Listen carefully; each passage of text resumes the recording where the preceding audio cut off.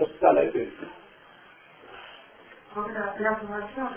ఒకటేమో మొదటి సూత్రం, రెండో సూత్రానికి ఇంకొకటి చాలేదన్నమాట.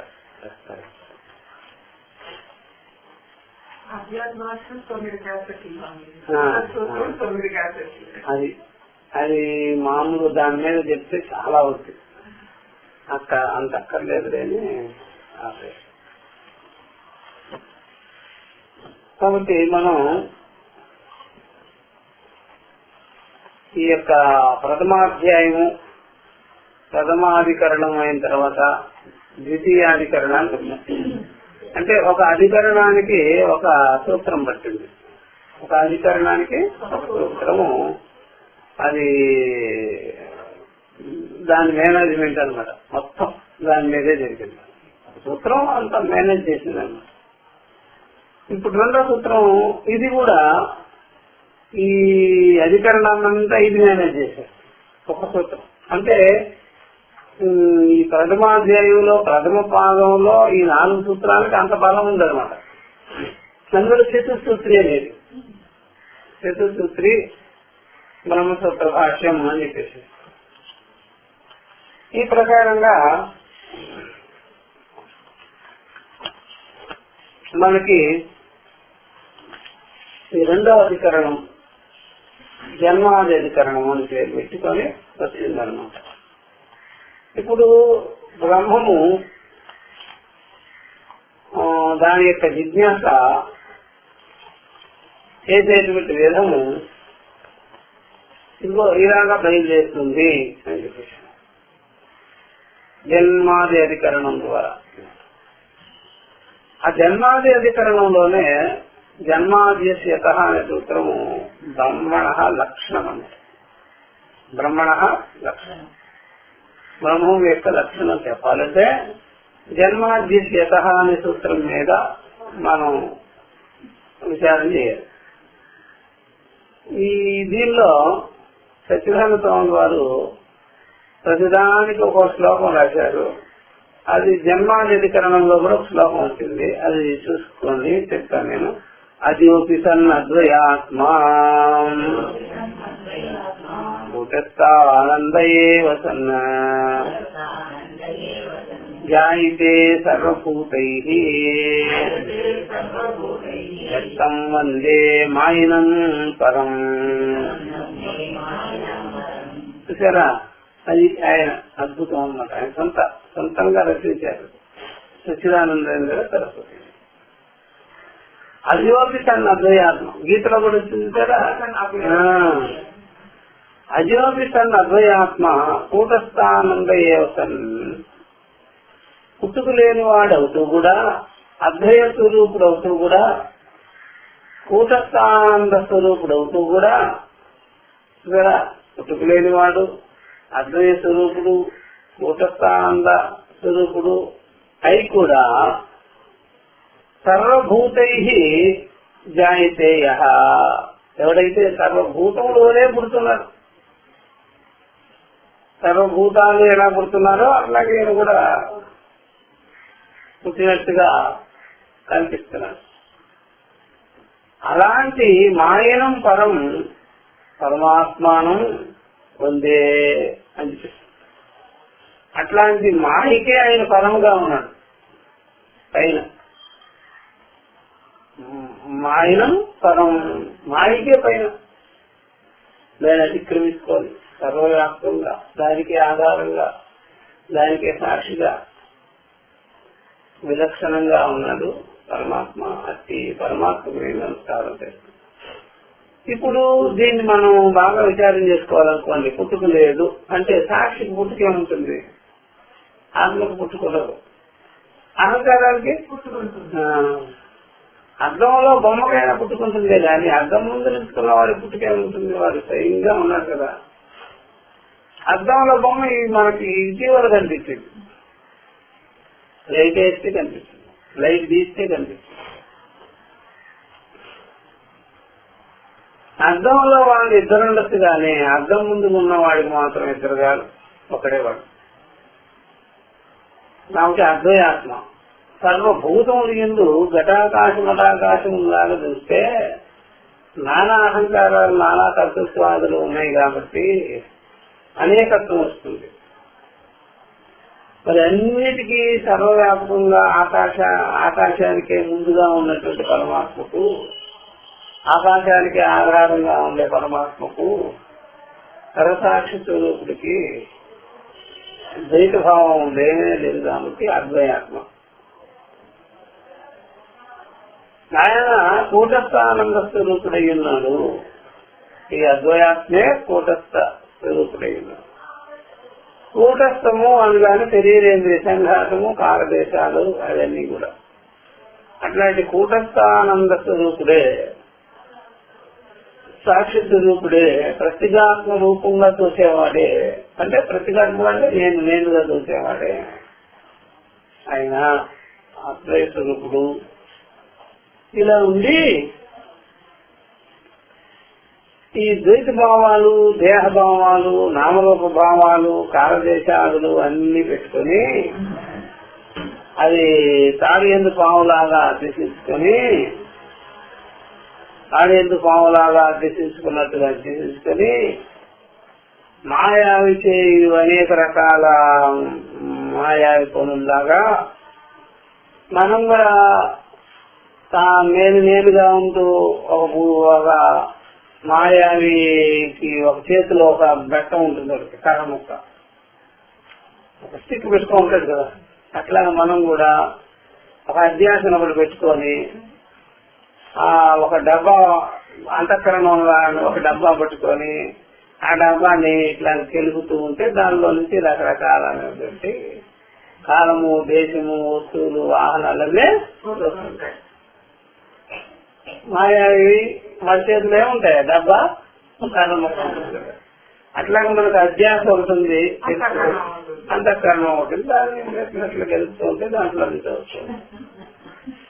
అలాగే సర్వభూతములు పుట్టినట్టుగా ఆయన కూడా అనిపించుకొని అలాంటి మాయా చేష్టలకి, మాయా ఆ యొక్క తంతుకి పైనే ఉన్నాడు ఆయన. దానిపైనే అంటకుండా ఉన్నాడు.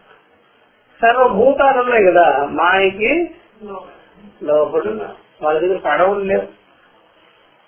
ఆ మాయా సముద్రంలో వాళ్ళు మునగడమే తెలియదు కానీ పడగెక్కడం తెలియదు. వాళ్ళకి ఎవరికి సంసారం. మాయా సముద్రంలో ఏం చెప్తున్నారు వాళ్ళు, మాయా సముద్రంలో ఒక పడవ కూడా తయారు చేసుకోలేకపోయారు. ఒక పడవ ఎక్కి కూర్చుందామని లేదు వాళ్ళకి. కానీ పరమాత్మకి ఆ మాయా సముద్రం ఎందు ఒక పడవ తయారు చేసుకొని బ్రహ్మవేత్తలు, ఆ యొక్క తత్వవేత్తలు ఆ పడవలో కూర్చొని అందరికీ బోధిస్తున్నారన్నమాట. ఇట్లా పడవ మీరు కూడా తయారు చేసుకోండి, ఎవరికి వాళ్ళ బోట్లు ఉండాలి అని, దీంట్లో మునక్కండి అని. ఆయన జనాలు ఏమంటున్నారు, ఇంకా వాళ్ళు ఏమంటారంటే ఆ పడవ కూడా దీంట్లో ముంచితే ఎంత బాగుంటుంది గురువు గారు. మేమందరం ముందున్నాం కదా, ఈ సముద్రంలో చాలా తిమింగళాలు కూడా ఉన్నాయి, మునిగే ఉన్నాయి. అవన్నీ మీరు ఆ పడవెక్కి బోధించటం ఎందుకు, ఆ పడవ కూడా దీంట్లో ముంచకూడదా అని. ఆయన మునగదు, ఆ పడవ మునగదు, ఆయన మునగదు. మాయనం పరం. అట్టి మాయకి ఆయన పరముగా ఉన్నాడు, విలక్షణంగా ఉన్నాడు, సాక్షి స్వరూపుడై ఉన్నాడు, అఖండంగా ఉన్నాడు. అట్టి పరమాత్మకు నేను నమస్కారం చేసుకున్నాను అని మొదటి ఆయన ఆ శ్లోకంలో చెప్పుకున్నాడు. ఇట్లాగా ప్రతిదానికి ఒక శ్లోకం రాస్తారు సచ్చిదానంద సరస్వతి స్వామి. ప్రతి దానికి ఒక శ్లోకం ఉంటుంది. ముందుగా గుడి చెప్పుకున్నారు అట్లా ఒక శ్లోకం రాశారు. ఎత్తుకోవటమే కూడా సర్వాత్మ సర్వదృగ్యోసౌ సర్వాధ్యాస నిరాశకృత సతతం సన్నిధత్తామ్యే హృదయే పరమశివ. సూత్రభాష్య ప్రణేతారౌ వేదాంత అభ్యప్రభాకరౌ వసే పరస్పరాత్మానౌ బాలరాయణ శంకరౌ అని రాశారు. దయానంద స్వామి టెంపుల్ ఉంది. తర్వాత ఆయన మొదటి ఈ యొక్క జిజ్ఞాసాధికరణం వచ్చినప్పుడు అక్కడ కూడా ఒక శ్లోకం రాస్తున్నారు.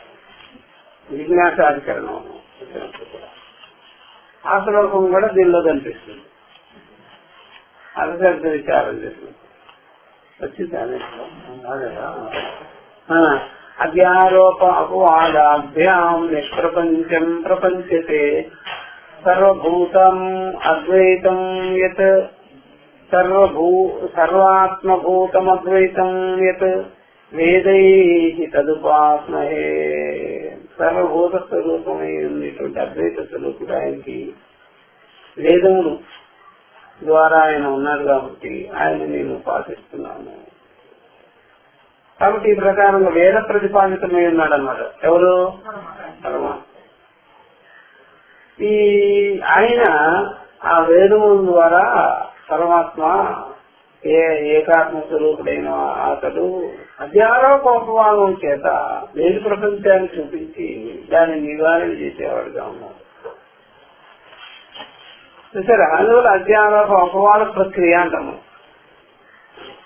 ఈ విధంగా శ్లోకాలు కనిపిస్తుంటాయి. అట్లాగే జన్మాధికరణము ప్రారంభం చేసాం మనము. జన్మాది అంటే జన్మాదులు కాలది అని. ఇది అధికరణ లక్షణం, బ్రహ్మ లక్షణం. ఎత్తుకోవడమే సూత్రకారుడు ఇలాగా అన్నాడు. బ్రహ్మ జిజ్ఞాసితవ్యం ఇచ్చిత్తం. బ్రహ్మ జిజ్ఞాస చేయవలసి ఉన్నది అని మేము చెప్పాము కూడా. కిం లక్షణం పునః తద్బ్రహ్మ ఇది. అయితే మరి బ్రహ్మలక్షణం ఏమిటి? నేను చెప్పినటువంటి జిజ్ఞాస చేయనటువంటి బ్రహ్మమునకు లక్షణం ఏమిటి అంటే అతః, కాబట్టి మేము చెప్తున్నాము భగవాన్ సూత్రకార అని చెప్పేసినారు. కాబట్టి బాదరాయణ మహర్షి దీని గురించి వివరించబోతున్నారు. జన్మాద్యస్యతః సూత్రం చూడ. జన్మాద్యస్యతః అనేది అనమాట. జన్మాది అస్య యతః అన్నమాట. జన్మాది ఒకటి, అస్య రెండు, యతః మూడు అవయవాలు ఉన్నాయి దీంట్లో. జన్మాది ఒకటి, అస్య ఒకటి, యతః మూడు అవయవాలు. ఏమిటయ్యా అంటే ఈ జగత్తుకు జన్మాదులు ఉన్నాయన్నమాట. ఎవరుంది? జగత్తుకు జన్మాదులు ఉన్నాయన్నమాట.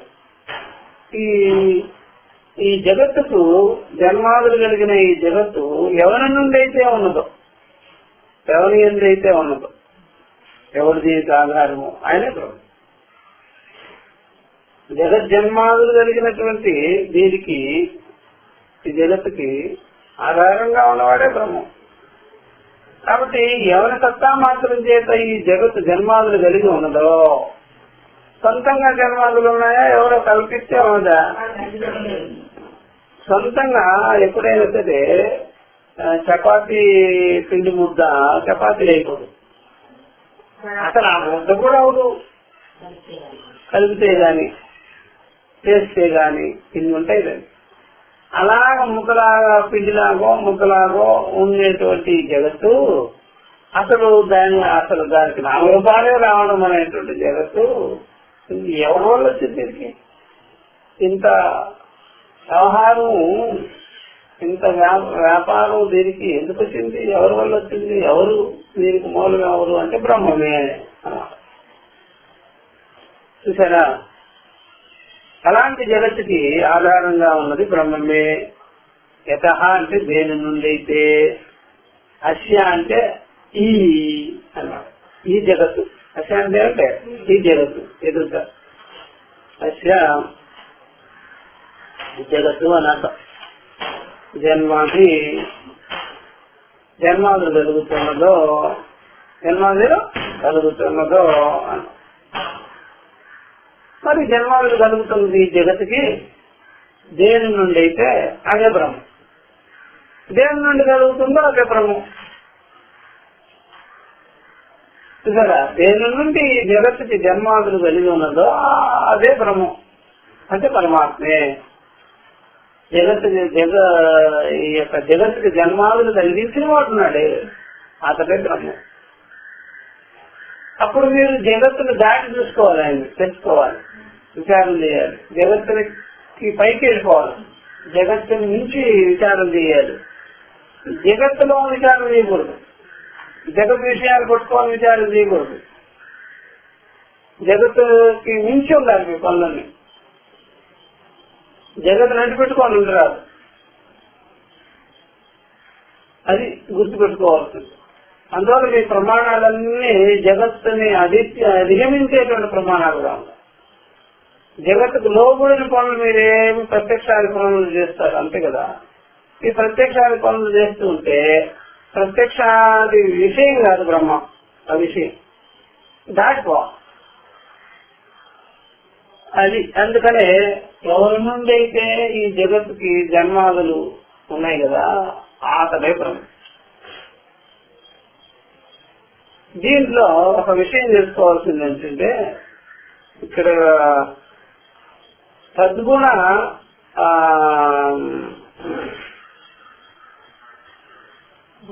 సద్గుణ సంవిజ్ఞాన బహుళీ సమాసం అని ఉంటుంది. సద్గుణ విశేషమందు ఒక భాగమునే దానికి విశేషణముగా గ్రహించు సమాసం అంటారు. విశేషంలో ఒక భాగాన్ని గుర్తించడం, విశేషం ఉంటుంది, ఒక భాగాన్ని తెలుసుకోవాలి. ఉదాహరణకి లంబకర్ణుడు అంట, పెద్ద చెవి కలిగిన వాడు అంట, వెడల్పైన చెవి విశేషం, ఒక భాగాన్ని గుర్తించుకోవడం విశేషం. అందుచేత లంబకర్ణము అంట అన్నది సద్గుణ సంవిజ్ఞాన బహుళీ సమాసం అంట, విశేషం అంట. అట్లాగే చిత్రభూ అంట, చిత్ర విచిత్రములైనటువంటి గోవులు కలిగిన వాడు అని చెప్తాం. అంటే గోవులకు మసలు ఉంటాయి కదా, నన్ను తెలుపు అట్లాగా ఆ గోవులు కలిగిన విశేష భాగాన్ని, ఇది విశేష భాగం కాదు. ఇక్కడ చెవులు కలిగిన వాడిని పట్టుకొని వాడిని గుర్తించాలి. ఆ వెడల పైన చాట చెవులు పెట్టుకొని ఉండేవాడిని మనం పట్టుకోవాలి ఆ మనిషిని. ఇంకా చిత్రభూము అనగానే అది విశేష భాగం ఏం కాదు. అతద్గుణ సంవిజ్ఞాన బహుళీ సమాసం అంటారు. అతద్గుణ ఎందుకంటే గోవులు వేరు వాడు వేరు, ఎవరు ఆ మనిషి వేరు గోవులు వేరు అని. ఈ జన్మాద్యశలో గోవులు వేరు మనిషి వేరుగా లేడు. ఇక్కడ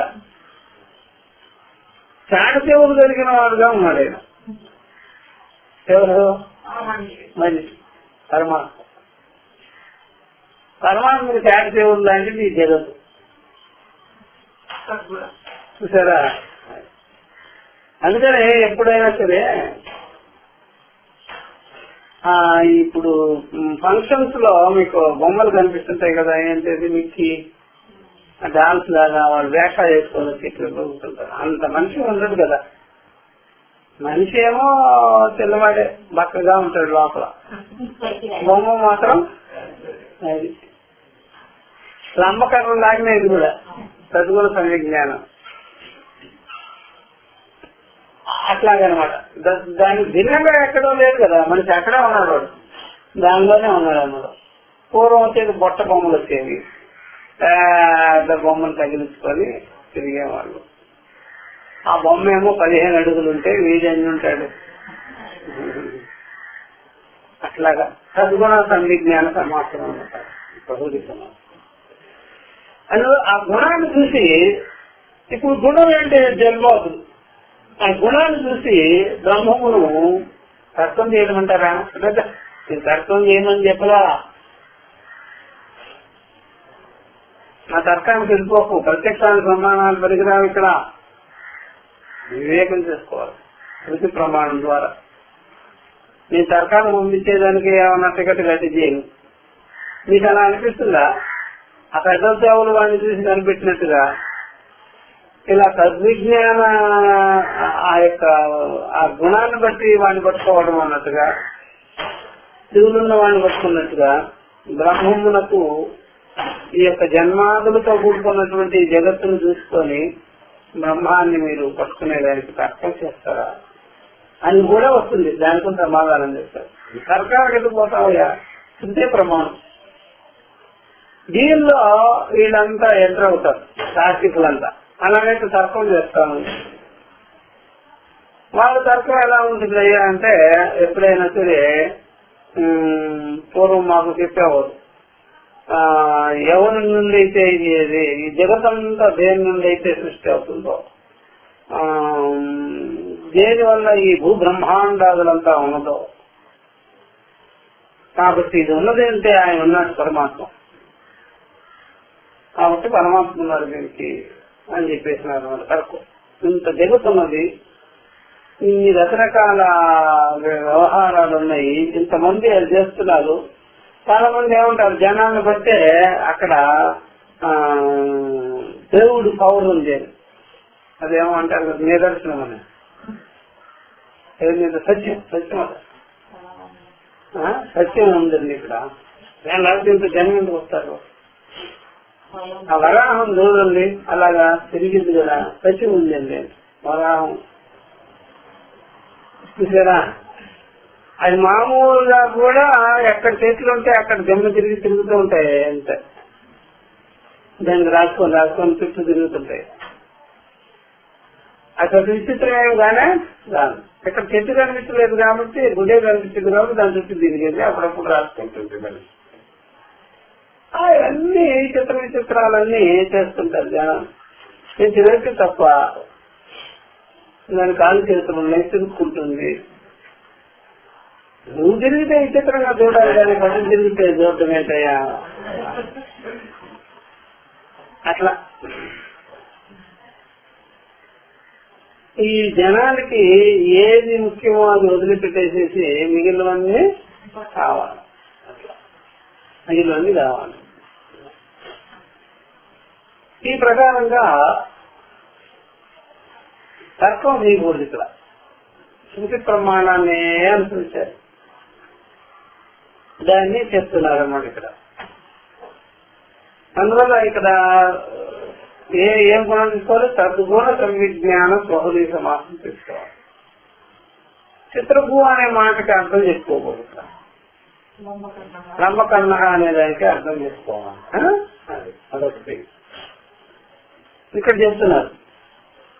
ఇప్పుడు అంటున్నారు, జన్మాద్యత 3 అవయవాలు ఉన్నాయి. దాంట్లో ఎవరి నుండి అయితే జగత్తుకు జన్మాదులు కలుగుతున్నాయో అతనే బ్రహ్మమై ఉన్నాడు. అతి బ్రహ్మమునే ఇక్కడ మనం విచారించుకుంటున్నాం, జిజ్ఞాస చేయాలనుకుంటున్నాం. అంటే జన్మాది ఎవరైనా ఇస్తున్నారు. ఇప్పుడు ఇక్కడ చెప్తున్నారు, జన్మ ఉత్పత్తి ఆది ఇది తద్గుణ సంవిజ్ఞాన బహువ్రీహి జన్మస్థితి భంగం సమాసార్థః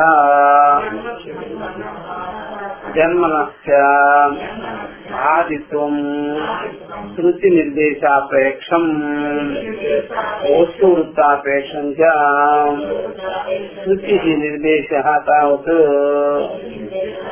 యతో వా ఇమాని భూతాని జాయంతే इति अस्मिन् वाक्ये जन्मस्थिति प्रलयानां क्रमदर्शनात् वस्तुवृत्तमपि जन्मना लब्धसत्ताकस्य धर्मिणः स्थितिप्रलयसम्भवात् अस्येति प्रत्यक्षादिसन्निधापितस्य धर्मिणः यजमानिर्देशः अस्ति जन्मादि धर्म संबंधार्थ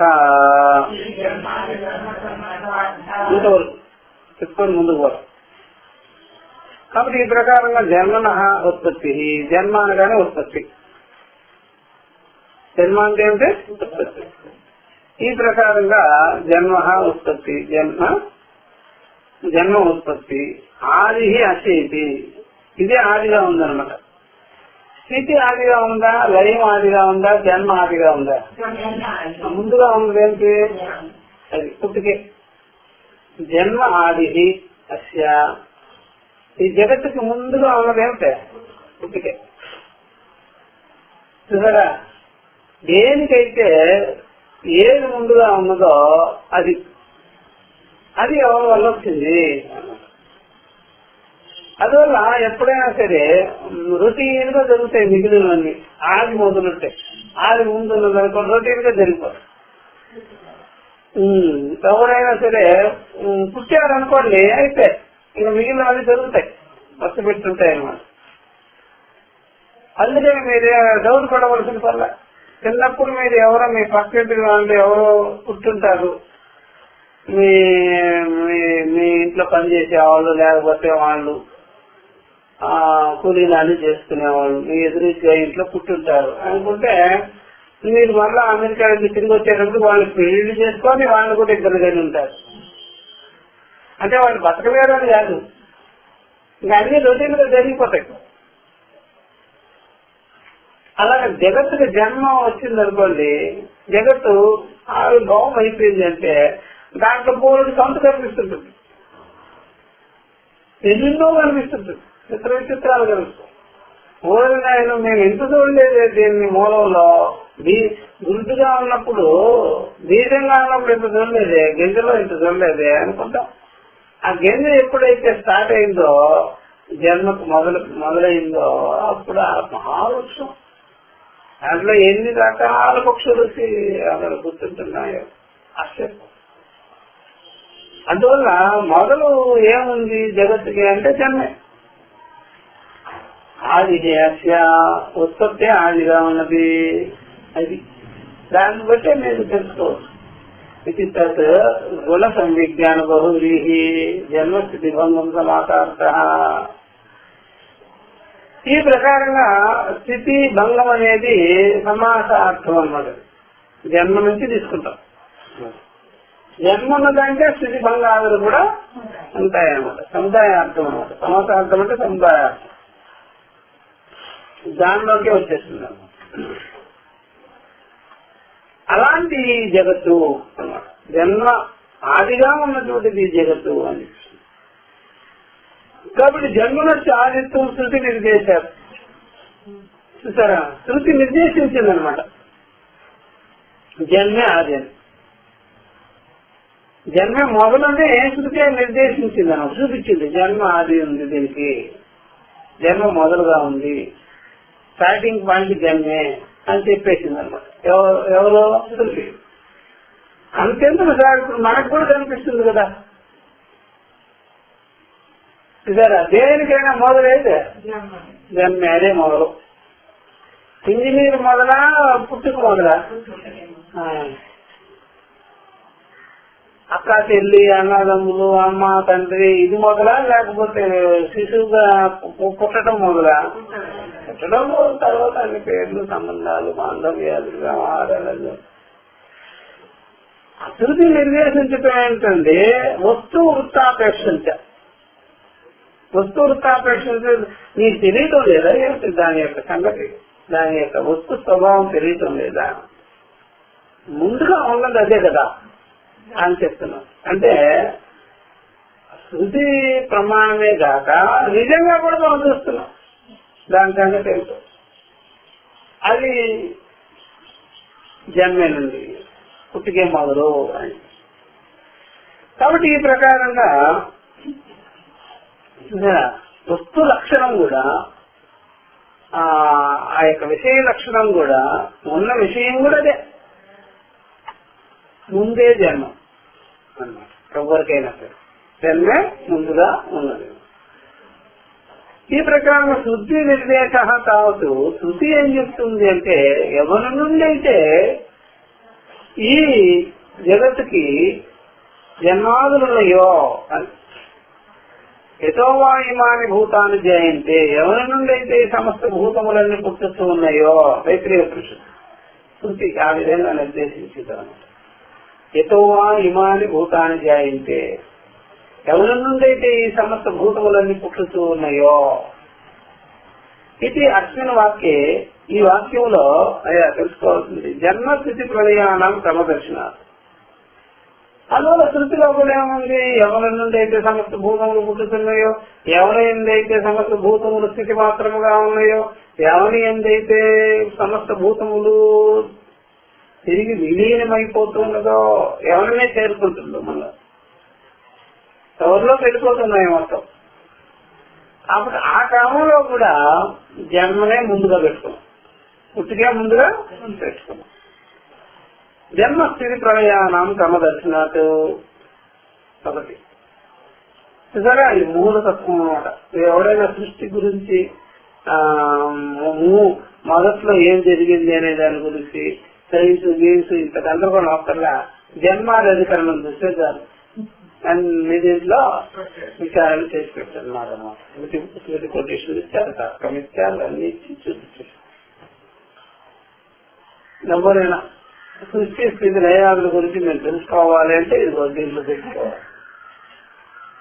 బ్రహ్మసూత్రాలలో ఈ ఒక్క సూత్రం తెలుస్తున్నాం అన్ని విషయాలు. ఎవరికైనా మీరు ఇది చూపిస్తే అర్థమైపోవాలి. అంటాడు, మేము ఎక్కడో విన్నాము, ఈ ఆర్య సమాజం వాడు ఎవరో కొంతమంది చెప్తున్నారు, మేము సృష్టి గుర్తు గురించి పెడతాం. సృష్టి సైంటిస్టులు ఏమంటున్నారు, మేము కూడా సృష్టి గుర్తు చెప్పేస్తాం. మా దగ్గర ఉంది సైన్స్, ఇట్లా ఉంటుంది అట్లా ఉంటుంది, ఏమవుతుందో ఈ జగత్ అది కూడా చెప్పేస్తాం,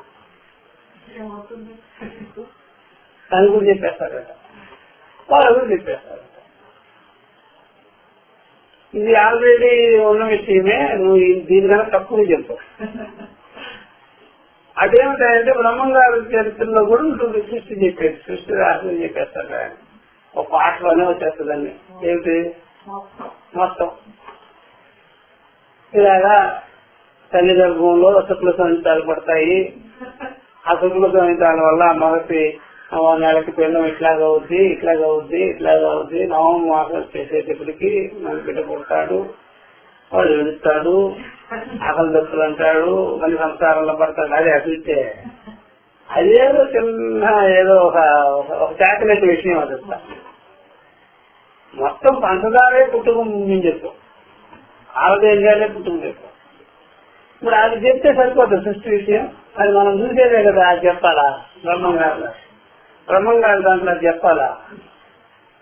ఇక్కడ మొత్తం కలిపి అసలు మీ కళ్ళే పనిచేయదు, ఇక మీ కళ్ళు కూడా దానిలో ఉంటాయి, మీ బుర్ర కూడా దానిలో ఉంటుంది. అలాగా జన్మస్థితి బంగారం గురించి చెప్తాను. ఇక్కడ ఏదో ఒక మనిషిని పట్టుకొని ఆ జీవరాశిని పట్టుకొని చెప్పడం అనేటువంటిది మనం చూస్తుంటాం. ఇక్కడ ఇది సృష్టి రహస్యం అనుకుంటారు. అది ఊరికే కార్యరంగంలో నుంచి కొద్దిగా మాట తీసుకొని చెప్పారు. దాంట్లో బోర్డు తర్కాలు చేయవలసి ఉంటుంది. ఎందుకంటే మరి తల్లి గర్భంలో శుక్ల సంహితాలు పడేది, మరి ఆ తల్లి ఎక్కడి నుంచి వచ్చింది, ఆ శుక్ల సంహితాలు వేసేటువంటి ఈ మగవాడు ఎక్కడి నుంచి వచ్చాడు, వీళ్ళిద్దరికి భూమి ఎక్కడి నుంచి వచ్చింది, వీళ్ళిద్దరికి ఆకాశం ఎక్కడి నుంచి వచ్చింది, వీళ్ళిద్దరికి నీళ్ళు ఎక్కడి నుంచి వచ్చింది, వీళ్ళెక్కడికి నిప్పు ఎక్కడి నుంచి వచ్చింది, అన్నం ఎక్కడి నుంచి వచ్చింది అని అడిగి అనుకోండి. అవన్నీ వచ్చిన తర్వాత కదా శుక్ల సంహితాలు మాట, అంతకు ముందు చెప్పు అని చెప్పేస్తే అప్పుడు ఏమంటాడు, పేరు అంటాడు. చూసారా? అందుకని మనం ఎక్కడికి వెళ్ళాలి, అవశాస్త్ర ప్రక్రియకి వెళ్ళాలి, అవ్యక్తంలోకి వెళ్ళాలి. ఏమి ఉన్నాయి పాయింట్స్ అన్ని అట్లా ముందుగా ఆ వ్యక్తానికి కూడా నేనేమై ఉన్నాను, ఆత్మగా ఉన్నాను. అతి అవ్యక్తం నుండి వ్యక్తమైంది. ఈ వ్యక్తంలోనే మీకు జాగ్రత్త స్వప్నాలు గోచరమవుతున్నాయి, దానిలోని కాలదేశాదులన్నీ కనిపిస్తున్నాయి. అంతేగాని అవన్నీ కూడా ఆత్మీయులు పుట్టినవి కాదు, ఆత్మీయులు కల్పింపబడింది. కల్పింపబడమే ఇక్కడ సృష్టి స్మృతి లయ.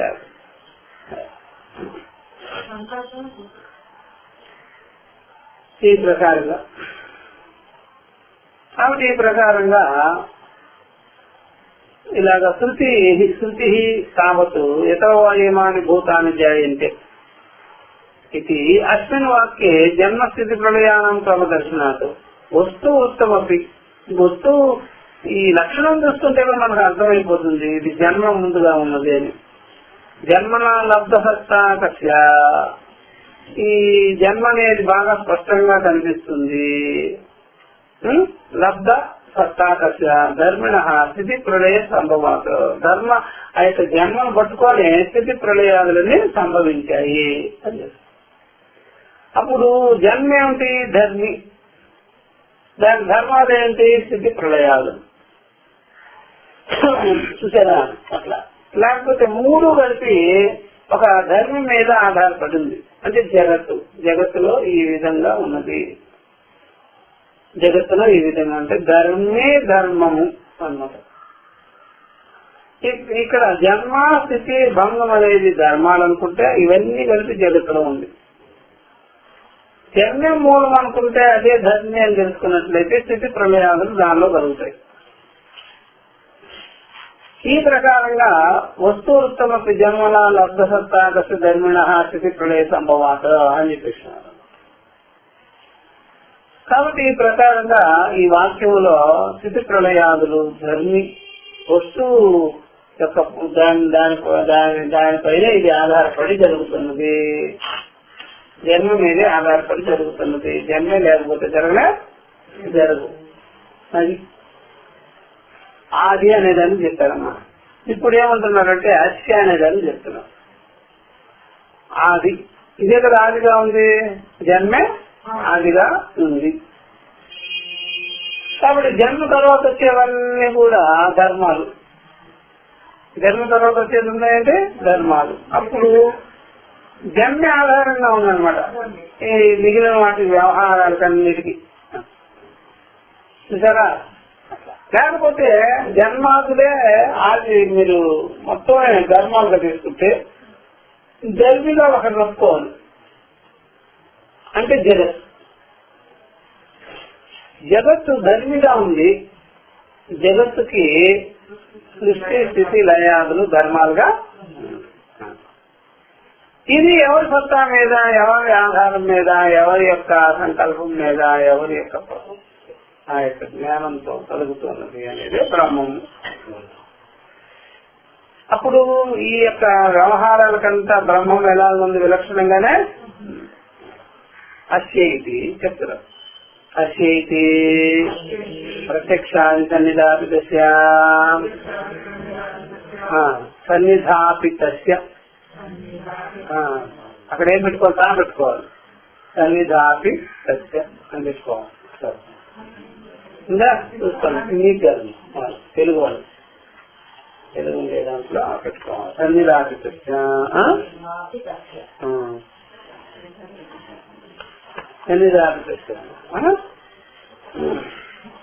అత్యంత ప్రత్యక్షాది సన్నిధాపితస్య ధర్మిణ ఇదమా నిర్దేశ షష్ఠి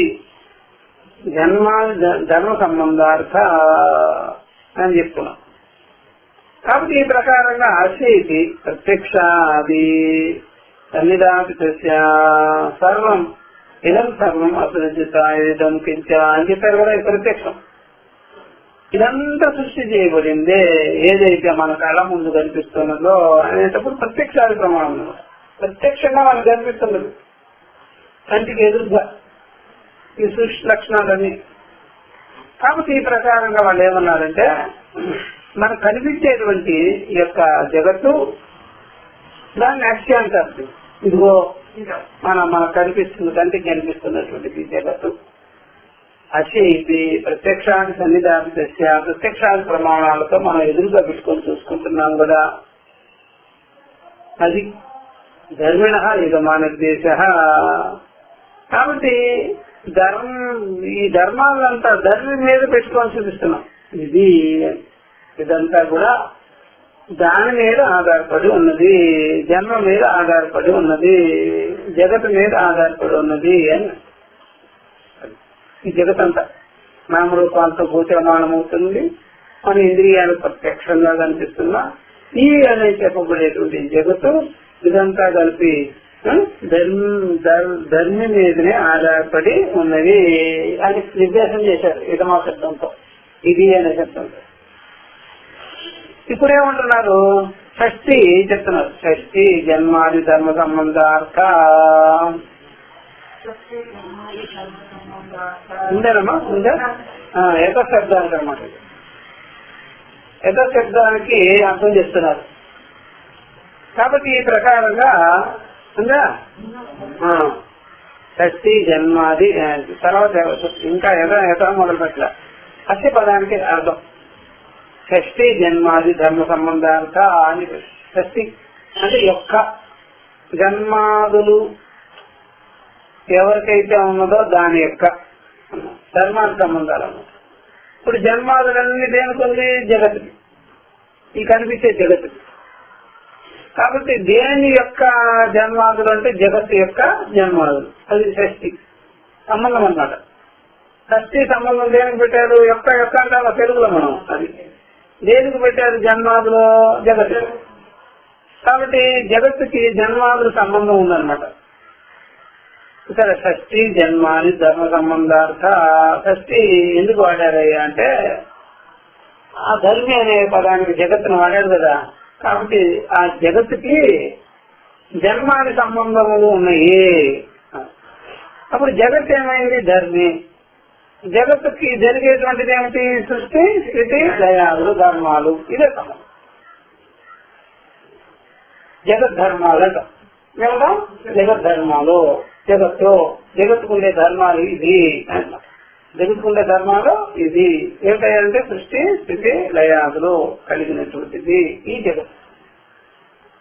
ఇదంతా ఎవరి మీద ఉన్నది, ఎవరి మీద జరుగుతుంది అనేదానికి ఎవరి నుండి జరుగుతున్నది, ఎవరి సత్తా మీద జరుగుతుంది, ఎవరి సంకల్పం మీద జరుగుతుంది, ఎవరి అధ్యాసతో జరుగుతుంది అనేటువంటిది ఇప్పుడు మనం యతః శబ్దంతో చెప్పుకోవాలి. యతః అనే శబ్దంతో చెప్పుకోవాలి. ఇప్పుడు చెప్తున్నాను. బుద్ధిసరా ఎన్నైంది మొత్తం? జన్మాది అస్య యతః. జన్మాది అనగానే సృష్టి, స్థితి, లయాదులు.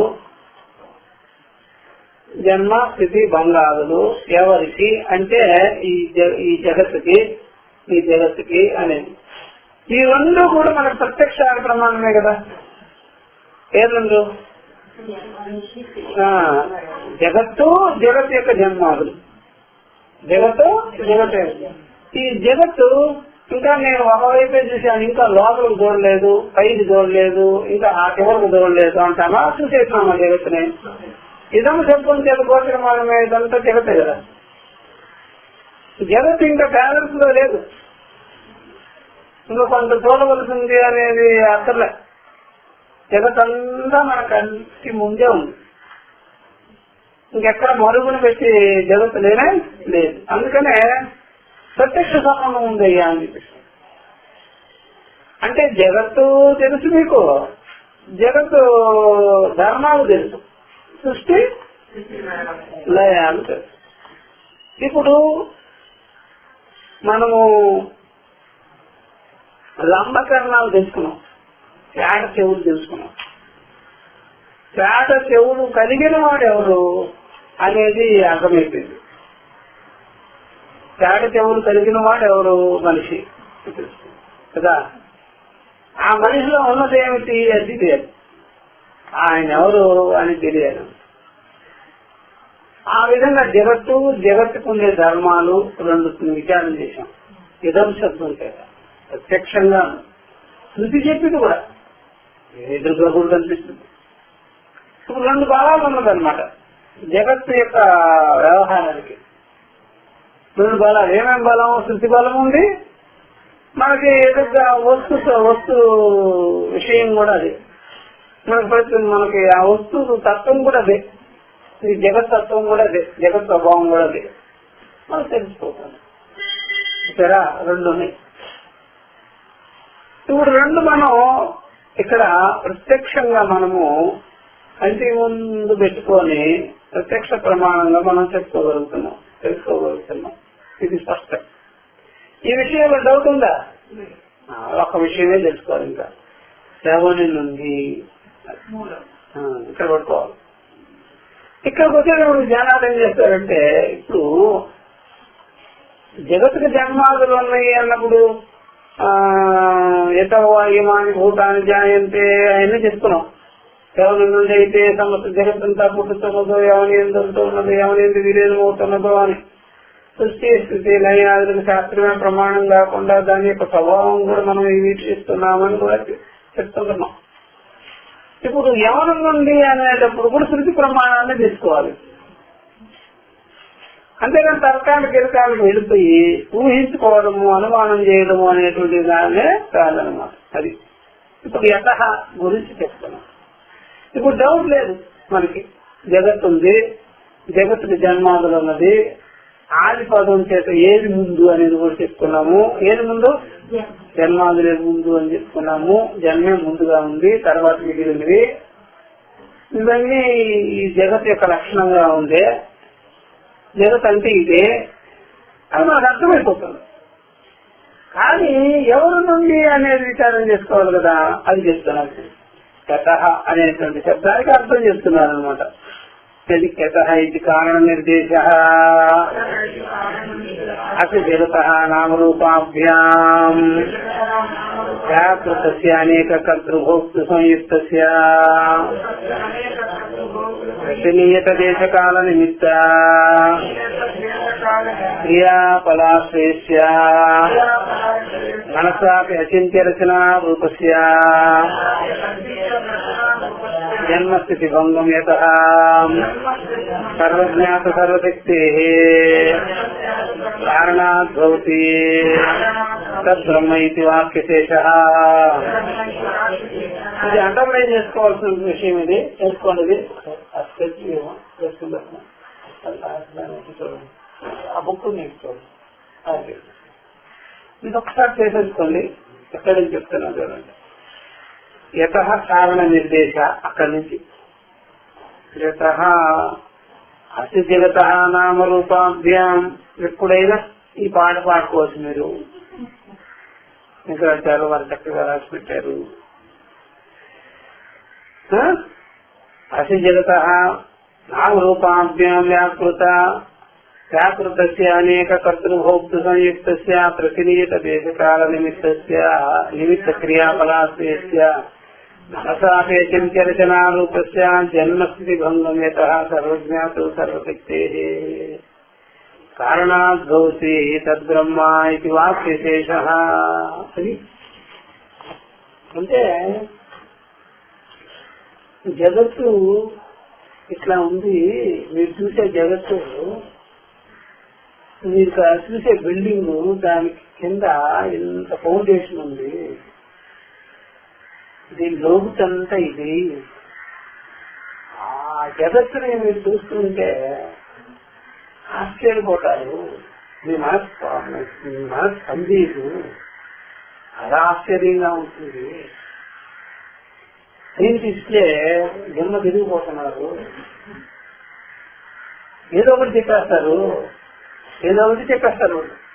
చెప్పేసి మళ్ళీ మరొక రోజుగా అంటాను ఇంకో గ్రహం కూడా ఉందండి దాని పక్కన అని. అలా చూస్తాడు, నేను చూసిన గ్రహం చిన్నదేనండి, దానికన్నా మించి ఇంకో గ్రహం ఉంది అంటాడు. మళ్ళీ చూస్తాడు, ఆ గ్రహం కూడా చిన్నదేనండి, దానికి మించి ఇంకొకటి ఉంది అంటాడు. ఎప్పుడు చూసినా ఇలాగ మనల్ని ఎప్పుడు చూసినా ఏం చేస్తుంటారు? కూడా బ్లేమ్ చేసేస్తుంటారు, చంద్రబాబు స్థితిలో చేస్తుంటారు. ఇలా చెబుతూనే ఉంటారా, ఇంకా చెప్పేసినారా?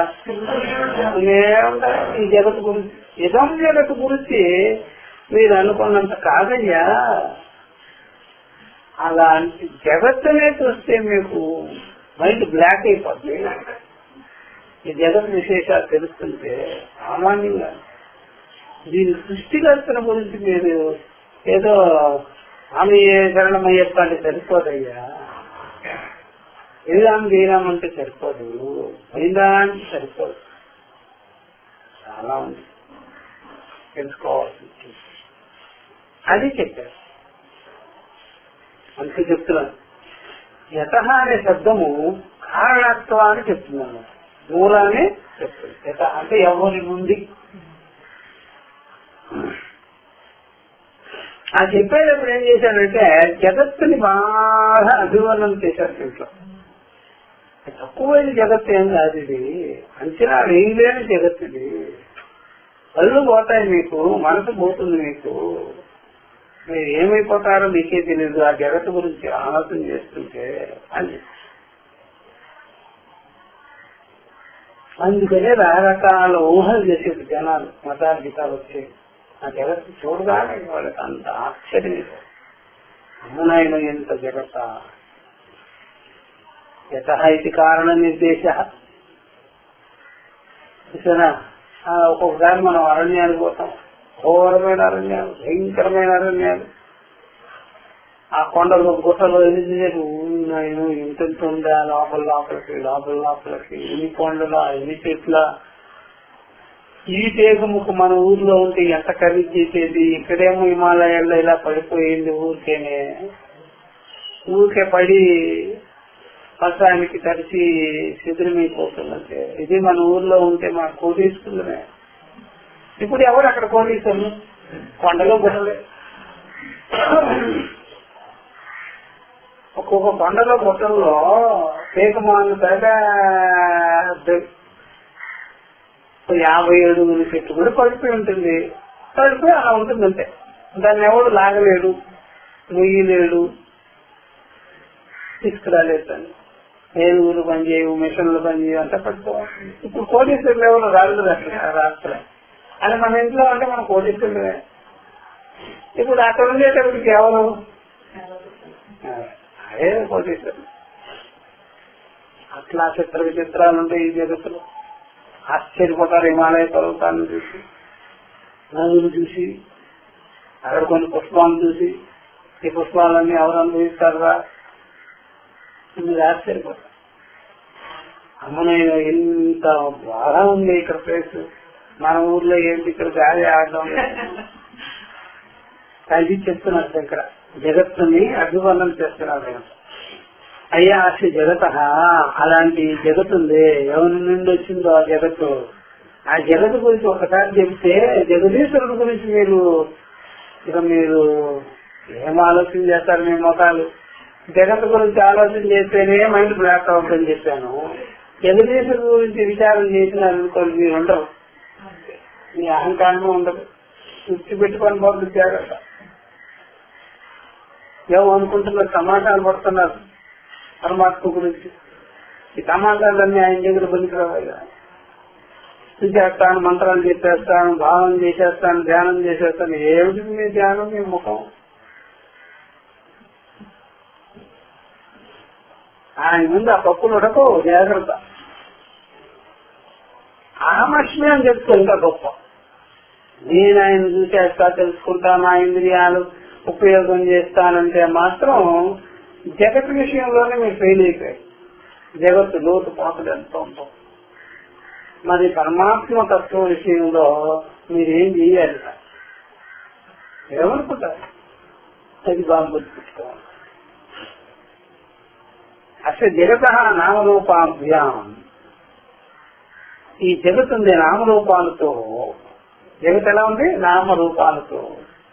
వ్యాకృత అనేక కర్తృభోక్తృ సంయుక్త వ్యాకృతమై ఉన్నది.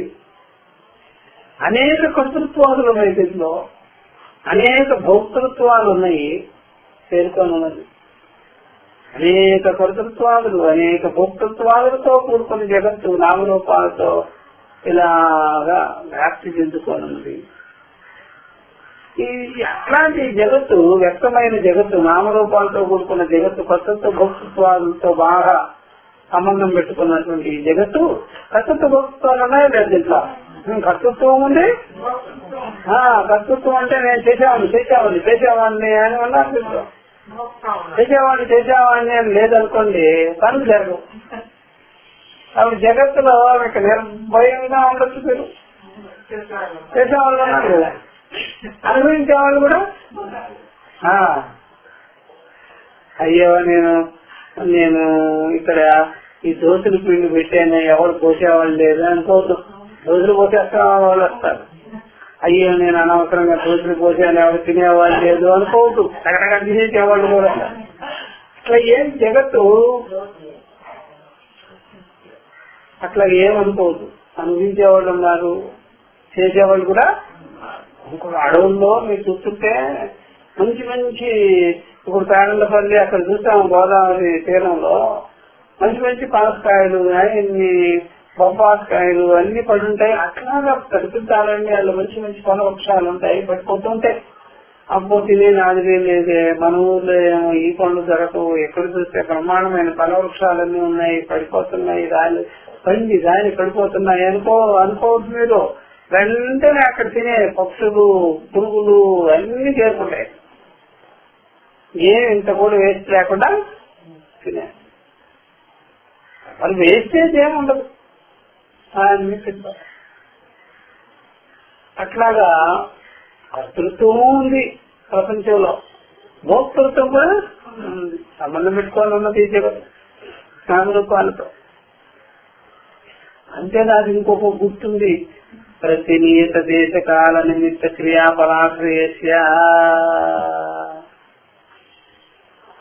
ఆ రూల్స్ ఉన్నదండి ప్రతి నియత, ప్రతి కూడా నియమంగా, ప్రతి వ్యవహారం కూడా నియమంగా నియమితంగా జరుగుతుంది. ఏ స్టేజ్ ఉండదు, ఎవరు లేజినెస్ గా ఉండేదానికి వీలు లేదు. ప్రతిదీ కూడా నియమితంగా జరుగుతుంది, నియమంగా జరుగుతుంది. నియమమే, ఇప్పుడు కూడా నియమమే, నియమంగానే జరుగుతుంది. అది ప్రతిదీ కూడా నియమరహితంగా ఏమీ జరగదు. ప్రతిదానికి నియమితమైన దేశము, నియమితమైన కాలము, నియమితమైన క్రియ, నియమితమైన ఫలము అన్ని క్రమంగానే వస్తాయి. అంటే ఒక రూల్స్ ప్రకారమే, ఒక నియమంగానే కర్మ గాని, కర్మ ఫలం గాని, కర్త గాని అన్ని కూడా కాలం గాని, దేశం గాని ఏది కూడా ఆర్డర్ ని వదిలిపెట్టి డిసార్డర్ లో ఏది జరగదు. మీరు ఏదైనా జరుగుతుందండి, ఇక్కడ ఏం ఆర్డర్ లేదు, ఏం లేదు, ఇష్టముద్రంగా చేసేస్తున్నారు అని అనుకుంటాం మనం. ఆర్డరే అని అదేంటండి దోస్తు చేస్తున్నారు జగత్తుని, అది కూడా ఆర్డరే, అది కూడా ఆర్డరే, అది కూడా ఆర్డర్లోనే జరుగుతుంది కదా. మరి ఆ మాత్రం జరగకపోతే నేను నిలుపు కాదు కదా. అలాగా అన్నీ ఉంటాయి. ప్రతి వ్యవహారం కూడా ఒక ఆర్డర్లోనే జరుగుతుంది. ఇంతవరకు కూడా పరమాత్మ దగ్గరికి పోయి మీరంతా ఫిర్యాదులంతా తీసుకెళ్లి ఆయన ముందు పెడితే, ఇదిగో నుండి దేశంలో ఇలా ఘోరములన్నీ అంటే ఆ పేపర్ మీద ఆ కష్టంతో నాకు వద్దు బావా, నాకు తెలుసు బావా, అన్ని జరగాలని నేనే పెట్టా. అది నువ్వు ఆయన్ని తీసుకొచ్చి నాయన పెట్టాయంటే చూసారా? అంటే నేనేమన్నా దండించాలని ఆయన ఉద్దేశం. దండించవలసిన పోలేదు, అక్కర్లేదు. ఆ ధనమే దండిస్తుంది, ఆ ప్రభుత్వం దండిస్తుంది. అది చేసే పనే దండించుకుంటుంది. నేను ప్రత్యేకంగా చేయవలసిన పని ఏమి లేనే లేదు. ఉప్పు నోట్లో పెట్టుకుంటే తీగా ఉంది అంటాడు అమ్మాయి ఎవడైనా. అధికారు నోట్లో పెట్టుకొని ఉప్పుగా ఉంది ఏంటి అంటాడా? అట్లా ప్రతి కర్మకి బలం పెట్టేసే ఉన్నా దాంట్లో, అవే దండించుకుంటాయి. నువ్వు ఇక్కడికి ఏమి ఫిర్యాదు తీసుకొచ్చి చెప్పవలసిన పనుల భగవంతుడికి, పరమాత్మకి. అలా చేసేస్తున్నారు స్వామి, ఇలా చేసేస్తున్నారు స్వామి, నేను వెళ్ళాను, నా చెవులు పెద్దదైపోతాయి. మళ్ళా అసలు నువ్వు చెప్పొద్దు, అదే నువ్వు చెప్పేది ఎవరిని ఛాన్స్ చెప్పొద్దు. అవన్నీ క్రమంగా నేనే తీర్చిదిద్దా. అట్లాగా నియమితంగానే ఉందట అన్ని జగత్తు. అందుకనే ఎవరు డ్యూటీని వాళ్ళు కళ్ళు మూసుకొని నోరు మూసుకొని చేసుకుంటే చాలు. ఎవరు డ్యూటీలు వాళ్ళు చేసుకోండి, అంతేగాని ఒకరి మీద ఒకరు చెప్పుకోవద్దు. ఎన్ని కలిపి దేవుడు ఏం చెప్పదు. వాళ్ళు ఇలా చేసేస్తున్నారు, వీళ్ళు ఇలా చేసేస్తున్నారు. మీకు ఇచ్చిన డ్యూటీ మీరు చేసుకోండి. దొంగకి ఇచ్చాము డ్యూటీ, దొంగ చేసుకుంటున్నారు. మీకు ఇచ్చాము డ్యూటీ, మీరు చేసుకుంటున్నారు. చేసుకోండి. అంతా ఇదంతా పరమాత్మ వ్యవహారం ఇదంతా. అంతేగాని ఒకరి మీద ఒకటి చెప్పుకునేదానికి ఏమి లేదు. మీకు అకృతితో మీకేదో ఉంది అలా చెప్తున్నారు. అట్లాంటివి ఏమి పెట్టుకోవాల్సిన పని లేనే. అందుకని ఈ మాటను బట్టి తనకు తెలిసేది ఏంటి అంటే ఇది. మరి ధర్మాన్ని ఉద్ధరించటము, ధర్మాన్ని ఉద్ధరించటం, అధర్మాన్ని అణిచివేయటం అదే అంటే అది తీసేది వివేకం కలిగింది. అంతేగాని ఆ వివేకమే మనసులో జరుగుతుంది. ఆ పని ధర్మోద్ధరణ, అధర్మ నివృత్తి అనేదంతా కూడా బయటికి కనిపించే ఆపరేషన్ కాదు. అది టీచింగ్ మెథడ్ లో వస్తుంది చెప్పడం అన్నమాట. బుద్ధిమంతులు ముముక్షులు అని చెప్తా ఉన్నాం. అంతేగాని అది బయట కనిపించే విషయంగానే స్లోగా జరుగుతుంది. అదంతా ప్రతినియత దేశకాల నిమిత్త క్రియాకలాపం అది కూడా కావాలన్న వాడికే జరుగుతుందా లేకపోతే అందరికా? కావాలన్న వాడికే మంచి బోధ చేస్తాము. అప్పుడు వాడు అంతఃకరణలో ఉండేవన్నీ దోషాలు నివృత్తి చేసుకుంటాడు అంతే. కాబట్టి ప్రతిదీ కూడా నీత కాలము, నీత దేశము, నీత క్రియాకలాపం కలిగి ఉంటాయి అనమాట. ఇవన్నీ ఒక క్రమంగా జరుగుతాయి అనమాట. అంతేగాని ఇంత చేస్తే ఎంత చేయడము, ఇష్టం ఎలా పడితే రావడము అనేది ఉండదు. ఎందుకంటే అణువుల్లో కూడా అంతటా కూడా లోపల బయట కూడా సత్తా మాత్రంగా వ్యాపించుకోనున్నది ఎవరు? ఆయన కళ్ళు తప్పలేరు ఎవరు. ఆయన్ని ఎవరు కూడా మోసం చేయలేరు. ఆయన విషయంలో ఎవరు కూడా తప్పు అంచనా వేసేదానికి వీల్లేదే. అంటే మీ కర్మ ఫలాలు మీరు అనుభవించుకునేదానికి క్షేత్రాలే గాని ఇక్కడ ఇంకా అంతకన్నా అతిరిక్తమైన పని ఇంత కూడా చేయలే. అందుకని మనస్సాపి అచింత్య రచనా రూపస్య ఇంకొక మాట. మనసు చేత కూడా మనం చింతించలేని రచనా రూపం ఈ జగత్తు. మన మనసు పనిచేయదు. ఏమిటో బాబు చిత్ర విచిత్రాలుగా ఉంది. అందుకనే జ్ఞానులకు తెలిసి ఈ విషయాలు. వచ్చేవాడు చెప్తుంటాడు, పుట్టేవాడు పుడుతుంటాడు. ఈ విషయంలో ఎవరు దుఃఖపడవలసిన పర్యలేనే జగత్ తీరంతే అని చెప్పేస్తారు. కాబట్టి మనసుతో కూడా చింతించేదానికి వీలు లేని జగత్తుగా ఉన్నది. చాలా ఆశ్చర్యమే ఇదంతా కూడా. మనసు ఆపేసించాల్సినారు. జన్మస్థితి భంగం యత అట్లాగా జన్మ స్థితి భంగములతో కూడుకొని ఉన్నటువంటి జగత్తు, మళ్ళా ఆ జగత్తు ఇంత నియమాలు, నిబంధనలు, కర్తృత్వ భోక్తృత్వాదులు మనసు చేత కూడా చింతించలేము. ఇంత కట్టుబాట్లతో కూడుకొని ఉండే ఈ జగత్తు సృష్టి స్థితి లయాదులకు గురవుతుంది. సృష్టి స్థితి లయాదులకు లోనయ్యే ఉంది. అట్లాంటి సృష్టి స్థితి లయాదులకు లోనైనటువంటి జగత్తు ఎవరి నుండి అయితే కలుగుతున్నదో అతని గురించి చెప్తున్నారు. సర్వజ్ఞాతు ఇక్కడ ఆయన ఎవరు? సర్వజ్ఞుడు, సర్వజ్ఞాతు, సర్వశక్తి, సర్వశక్తిమంతుడు. అతి కారణం నుండే జరుగుతున్నది. ఆయనే బ్రహ్మం. ఇది వాక్యశేషం. ఏం చెప్పారు ఆయన్ని? సర్వజ్ఞుడు, సర్వశక్తి కలిగిన వాడు, అతి కారణము నుండి ఇది జరుగుతుంది. కాబట్టి ఆయన పేరేమని చెప్పింది? బ్రహ్మ. ఇప్పుడు జగత్తు చూస్తే ఇలా ఉంది, ఆయన ఎలా ఉండాలి? జగత్కి ఇన్ని రూల్స్ ఉన్నాయి. ఇప్పుడు మనము ఎప్పుడైనా సరే పరమాత్మ వల్ల, కారణం వల్ల మనం దెబ్బతింటున్నామా, జగత్తు వల్ల దెబ్బతింటున్నామా? మనం ఈ జగత్తు కొట్టే కొరడా దెబ్బలకి ఒళ్ళు వాసిపోతున్నాయి కదా మనకి. కొట్టే ఈ జగత్తు కొడుతుంది అట్లా. ఒక్కొక్కరిని మంచి పెద్ద పెద్ద కొరడా దెబ్బలతో కొట్టారు. అప్పుడు మీరు జగదీశుడు చెప్పారు అనుకోండి, ఇంకా పెద్ద కొరడా ఉంటుందండి. ముందు నేను జగత్తు ఇలా వాయించేస్తుంది, మీరు ఎలా వాయిస్తారో అనుకోవాలి మీరు. కానీ ఆయన దిగు చూడకపోతే అంత ట్రీట్మెంటే ఉంటుంది. మీకు ఎక్కడెక్కడ దెబ్బలు తగిలాయో అన్ని ఆయన నయం చేసేస్తారు.